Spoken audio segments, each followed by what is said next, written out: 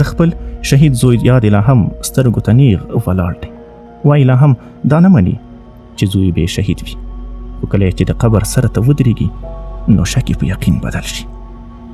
محمد سلام د خپل زوی د شهادت په اړه وایي کیفیف به عام خلک د طالبانو پر سیمه وروستل او چې جګړه به ونښته نو اول به یې دوی ویشتل، نو ځکه یې د ده د زوی ژوند هم وخت هغه سر نه یې پوستا وی پوستې پرتې وي، بیا یې دغه ځای چې وروتې چې نه سره کړی روان کړي میکروول یې وایسته پورته روان شوه، دغه ځای دا پیر سرونه یې ډزونه په کړه، هغه سهار کې مو یو ځای شهید شو.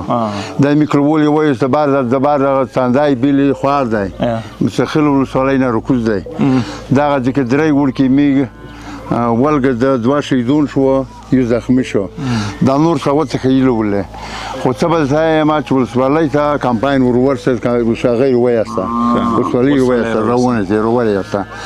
دغه یو ځای موسی د پیر ښار کې شهید شو، دغه وړکي ول غره ته خلاص کړو. دا وطن ورور دا کواب سره ونه شوه کور ته، جنګ و دا جوز و.